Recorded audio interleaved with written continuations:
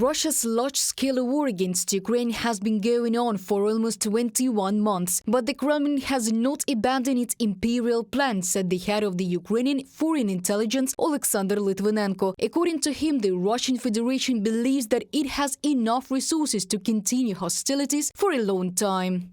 There is no return. Putin can only win triumphantly or lose crushingly. Now Russia is including the factor of the so-called special military operation in its army recruitment plans for 2024-2025 and believes that it still has enough resources to wage aggression. Also, in 2026, the Russian Federation is preparing to reach military production levels capable of supporting large-scale, high-intensity military operations. Oleksandr Lytvynenko, head of the Foreign Intelligence Service, in the author's column for Fox Ukraine. Ukraine's allies also knew about the Kremlin's plans and intent to strengthen military support for Kyiv. This was stated by NATO Secretary General Jens Stoltenberg during a meeting with German Defense Minister Boris Pistorius. In particular, according to Stoltenberg, he had productive negotiations in Berlin on the supply of Leopard tanks to Ukraine. Germany is among the allies with the largest amount of military, financial and humanitarian assistance to Kyiv. Stoltenberg also welcomed statements from France and Great Britain about providing new military assistance to Ukraine.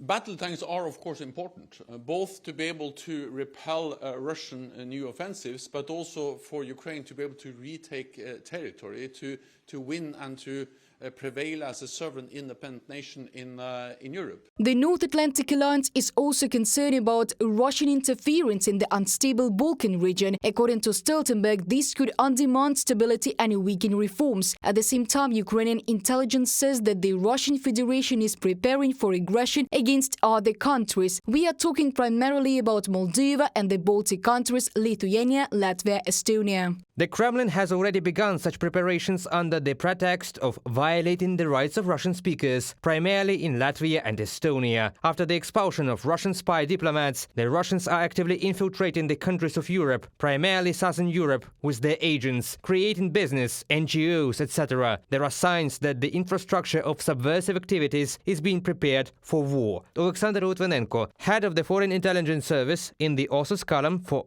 Fox Ukraine. Also, according to the Foreign Intelligence Service of Ukraine, the Kremlin is seeking to form an alternative coalition of states to the West. However, Russia does not have many allies left after the start of the full-scale invasion of Ukraine. Among them are China, Iran, North Korea and some other countries of the Global South. Economically, Russia has found partners among the countries of the Global South for its economy to survive and for support of its military-industrial complex, and has also expanded markets for its hydrocarbon products primarily through China and India. Hanna Notte, employee of the Center for Strategic and International Studies, in a commentary to Voice of America. Most Central Asian countries also do not intend to refuse cooperation with the West. For example, Kazakhstan declares its compliance with sanctions against Russia and is not going to look for ways to circumvent the imposed restrictions. This was stated by the president of Kazakhstan, Kassym-Jomart Tokayev, in Berlin following negotiations with German Chancellor Olaf Scholz in September 2023. Reported by Diana Kolesnik, Христина Домбровська, UATV News.